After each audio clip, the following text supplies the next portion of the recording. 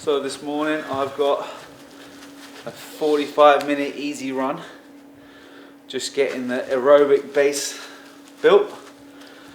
I've not been running for a while because I've had a virus, so I need to just increase my low intensity mileage, because speed work and stuff like that just requires a lot more effort. But yeah, today just 45 minutes base building. Need to build my base up. I've got in 12 weeks time I've got a half marathon, and then I've got to plan through to getting a PR in London, which is in April. So yeah, so 12 weeks until Cambridge half marathon, and then I think about 16 weeks till we go for London, which I want to do sub 2:45. I'm doing it for a charity for cancer in kids, which is like a sensitive subject for me with my sister and stuff. So, you know, I want to do them proud, and I want to set something, a strong target, which I think sub 2:45. Being a big guy, it'll be quite an impressive goal. So that's the long-term goal.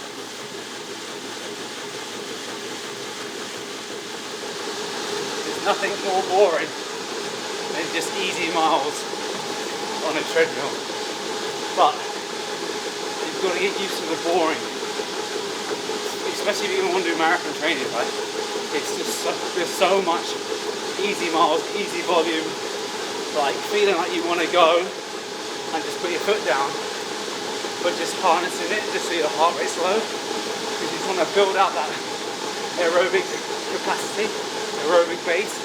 But those slower, longer races, it's all about just being on the balance, like the threshold, without going out too hot, heart rate skyrockets. You just get that massive drop in energy halfway through, and then it's a long slog to get there. So for me, these are so important. But being a father recently, you know, I've got a 2-year-old and a 6-month-old, so knowing that, like, I started having kids late, I don't want to get to 50, 60 years of age and I'm just immobile. It's so important for me to put that foot right and make sure that I grow old with vigor and energy. You see these older people in life, and they grow old, they're still playing with their grandkids, and they're still, I mean, my dad's 63, nearly 64 years of age. He's still able to do 18 chin-ups, maybe 20 at a push. And the reason he's able to do that is he spent his whole life training. Even when he stopped boxing, he was still doing something. So, you know, us as kids, we've always looked up to a strong, athletic dad. And I looked at myself in the mirror, I was like, you need to make a change, because it's not just about going to work and making money, it's about leaving an impact on your kids, and for them to see exercise and fitness as a way of life. That's so important for me anyway, for my values.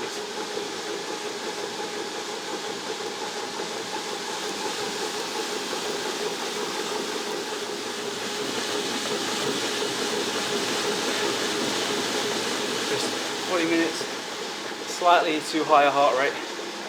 Creep into 150s at the end, but I normally try and keep that around 140.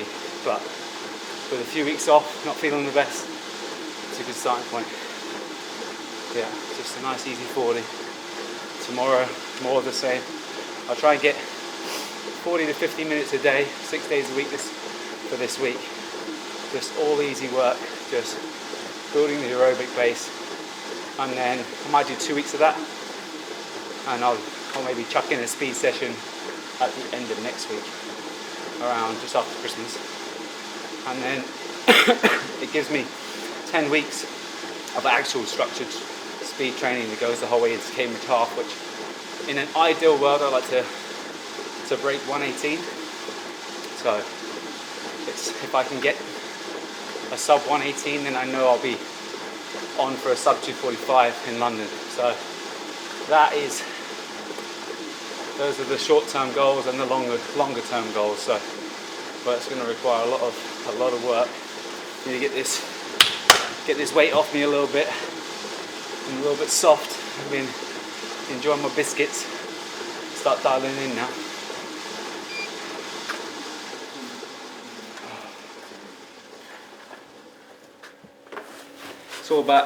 It's all about weight maintenance. And I mean, naturally I'm a big guy, I carry a lot of muscle mass, so it just doesn't come off me. Which is what people want, is to keep the muscle on them. But when you're looking at being on your feet for 2.5 hours, 2 hours 40 minutes or whatever, you want to be as strong as possible for as light as possible. So yeah, I'm gonna start working with the nutritionist and bring that weight down. That's the plan. We are delighted to be joined by 3-time amateur national boxing champion, 2-time British Boxing Board of Control Trainer of the Year, a man with the highest win rate of any trainer in the fucking world, Archie Curson. 9 champions this man has made. Yep. And sadly, you didn't get him in when you lost to Alex Payne. Yes, it's disappointing. Stylistically, Chris always struggles with guys that are like volume punchers, that are tough and got good chins. I think if you look at his best performances, they're against people like Lawrence Okoli or Richard Riakporhe, guys that really could pack a punch, but they set their shots up. They don't fight at an incredible intensity. So it's down to Chris to be the guy that's working at the intensity. So it's for us. It's like it's rebuilding him, but we can't go back to domestic level. We've got to stay at the world level. We've got to get maybe one fight to get himself back in line to fight for a world title.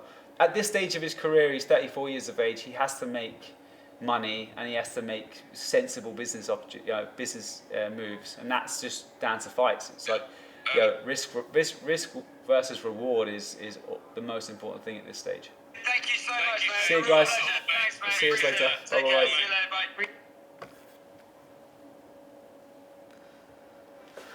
Oh, let's do it.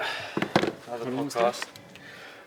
45 minutes of a supposedly 30-minute podcast, so I'll have to go back, train the guys now. Hopefully they're not too annoyed. But yeah, no, they're top lads. They've got a good little, they've got a good podcast, so, and funny, you know. It's all banter, that's what they say. So, two private school educated dudes, but yeah, great funny chat. They're comedians, so it's. I was supposed to do a podcast last week, but obviously I was ill, so they managed to get me on today. Yeah? He can punch? Well, someone in the family's got to be able to punch, do you know what I mean? No, please take it off. No.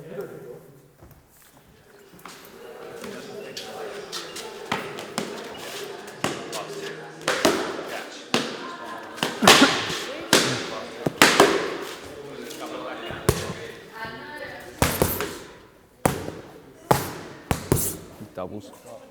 Caroline, who's defending a world title on January the 11th against a girl called Jessica Kamara, who's campaigned up at the weight division above, so she'll be strong. But it's her first defence of the title. She got elevated from an interim world champion to a full world title also, because Katie Taylor, she had the belt for a long time, she vacated with no intentions of coming back down to lightweight. So Caroline just instantly got elevated. So sometimes it's nice to win it in a fight, but also at the same time, you know, she didn't get the opportunity, but she's beaten everybody in the top 10 rankings that needed to be to get the world title. So she's defending the WBC world title on January 11th, which is a huge night for her. And I think if she comes through it with no scathes, no injuries, no cuts or nothing, then we've got another date scheduled for an all-female card in the Royal Albert Hall, which is even more exciting, which is in March. So looking forward to that one as well. Do more then. Let's go. Right, one more. Pull off. Nice. Good job. That'll do you today.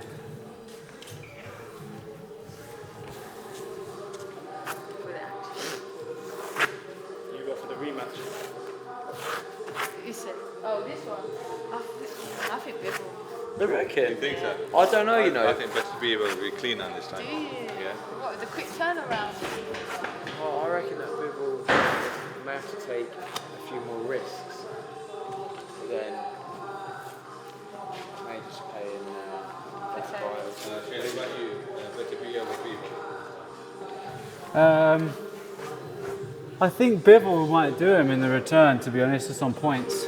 Just get the better of him. I think it was a close Back into fight. trilogy, isn't it? Yeah, I think it's got to lean leaning towards a slightly fresher man. I think You'll have to take a few more risks though. yeah, and there's no doubt about it. He was getting hurt a little bit in the fight. Bivol, he didn't visibly see it, but like the reason he didn't throw that many, the reason he didn't press the fight as much as he could have is because he was worried about getting nailed.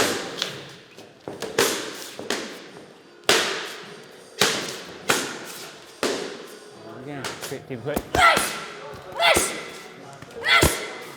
One more, it's fine, go again. I feel like it's been a long time coming, you know. It's probably by the time I get in the ring, it'll be 10 months. So I feel like I'll be doing my debut again, and yeah, I'm ready to show a new side of me. That it's a lot of frustration, but all on God's timing.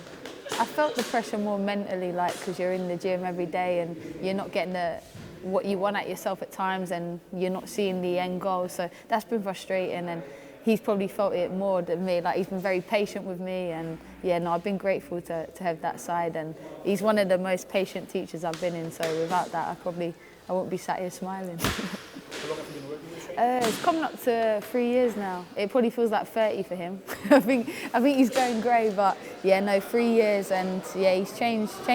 You can see the difference he makes in everyone. So I'm grateful to be here. 2025. I feel like boxing. It's weird as well. I'm boxing on 25th of January 2025. So I don't know. It just feels like it's got a nice ring to it, but.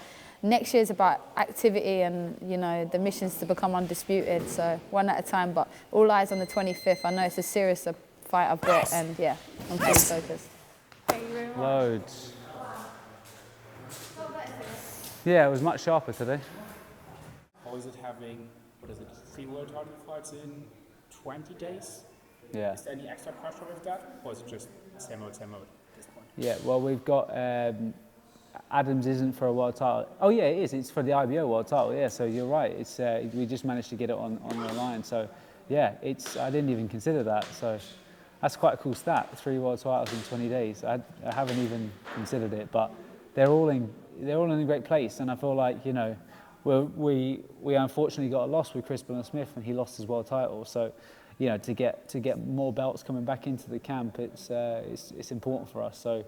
Ellie's defending her unified world title, so both of her belts, even though the IBF is the one that this girl's the mandatory for the IBF, and Caroline's obviously defending her WBC, and Adam's fight for the IBO world title. So they're all in the thick of camp, and I actually don't like to have fights in January and early February because it's really hard to get sparring over Christmas, but we've managed to pre-book and plan ahead.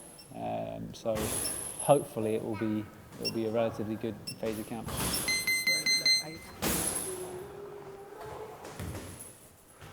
Whew.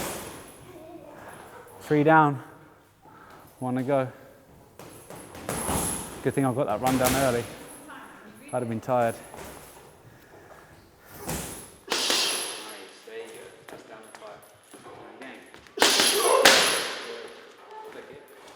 Showing it, just boom, boom, just bring it closer, but boom, just like, you want to lift it up, so don't go down for it, like lift it up, okay? So just show, boom, right, keep your eyes up top. Bring it back leg in close. Even more, keep that height a touch more, yeah?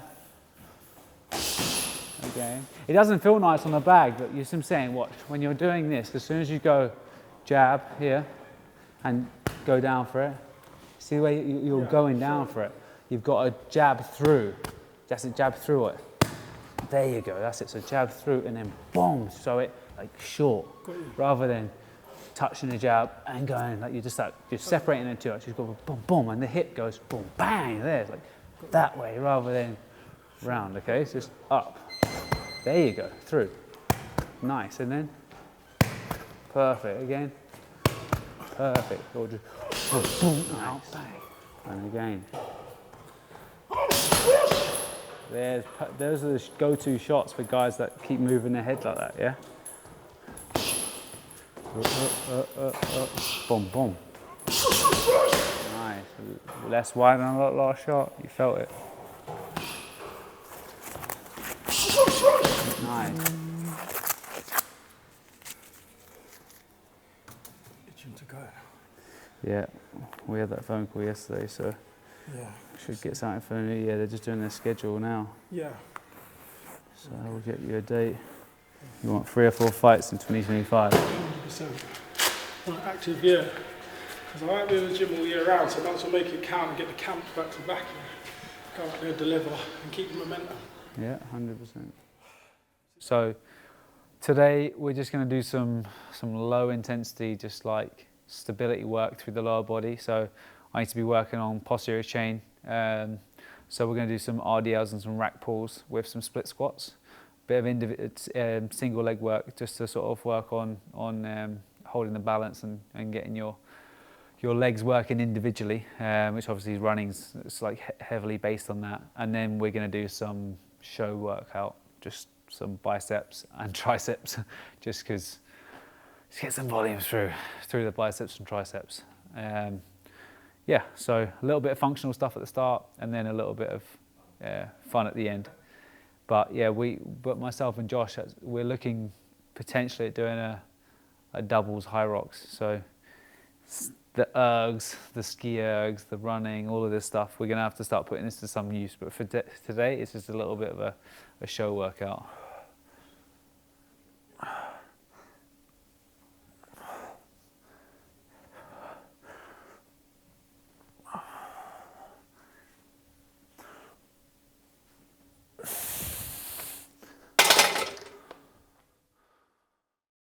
For Seville, it was fine. It was like I felt brilliant the whole way through, and then my last taper, I just started to I just got mad. Like I got this glute med strain, and then I ran the whole race just with a torn, a sore glute med basically, because I just wasn't doing enough single leg work. I think like athletes in general, it's like being strong is such an important foundation. Do you not think? Like, if you've got a strong posterior chain, like it's just even from like an injury prevention standpoint, it's just. That's what I'm saying. Like, think about with our fighters, they only do strength like twice a week, but if they don't get it in, like training at such an intensity on a day-to-day basis with the boxing, with your running and stuff, and with the calorie deficit, so most of the time they're in a calorie deficit, you just get injured. It's mad, but if you're fueling up, if you're doing your maintenance strength work, like you're just holding enough muscle mass, enough switched on activated muscles, so like when you rotate or when you stride or whatever you do that's explosive and ballistic, like if you have that, if those muscles are fired on, like the glute max for instance, then you got the glute med, so this is all stabilizes the hips. Same thing with like your vastus lateralis, your vastus medialis oblique, so the VMO, like that stabilizes the knee from dropping in. And like if you're just not doing those things, like over a couple of weeks, 2, 3, 4 weeks in a hard training camp, like they start to get fatigued, and then your back might go and all this sort of stuff, and next thing you know, you're injured. So as my dad said, he just did not do any of that stuff.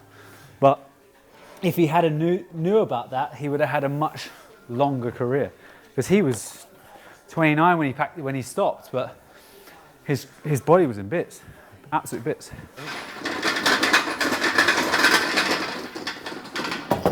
I'm liking Frank's little car here.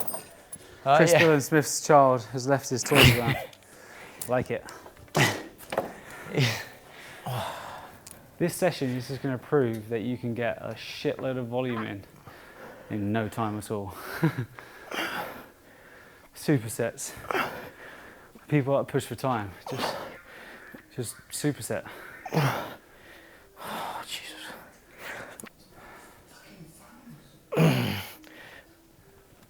Oh, okay. 10. Got your 10 out here?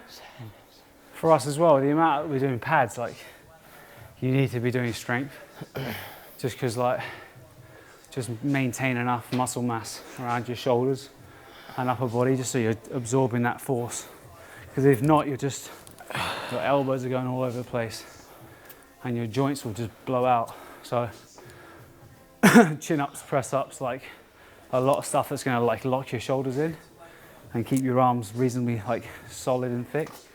It helps taking the pads.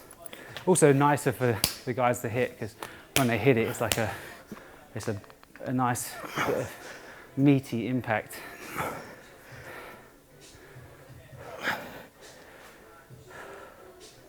Oh, Christ. Oh.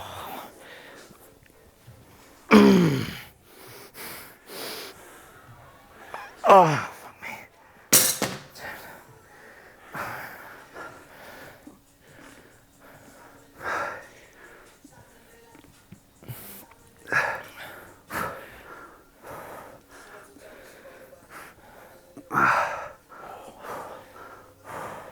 Oh, my triceps.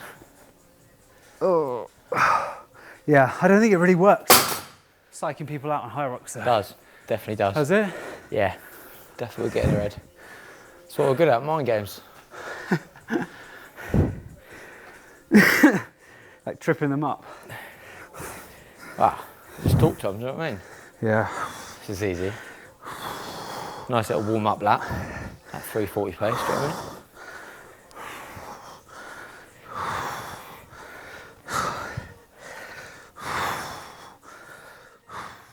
Alright, last one's man, then we're done. Fantastic. Sounds great. And then home time. So one hyperactive kid that's gonna be like, daddy, daddy, daddy. Well, it gets it from somewhere. I know. That's the best feeling, man. It's the best feeling in the world. Coming through the doors.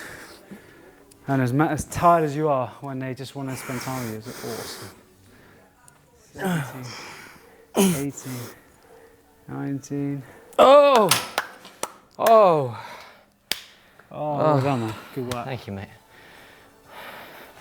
Done skis. Another day done, another day ticked. First one of these series.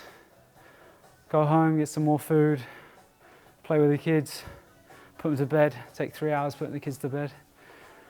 Maybe 4, because they don't like to sleep. And then watch half an episode of something and fall asleep during it.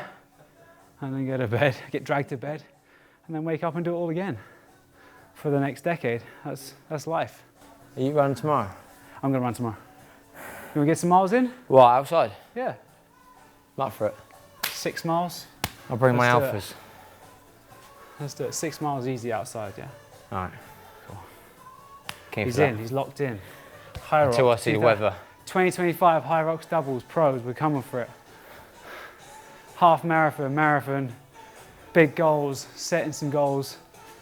I'm 36, he's 30 years of age. We're past our best, but it's all about the effort. It's dedication and putting the effort in. Yeah. The goal is to be faster at 40 than I was at 25. That's the goal. So I've got 4 years to play with. Doable.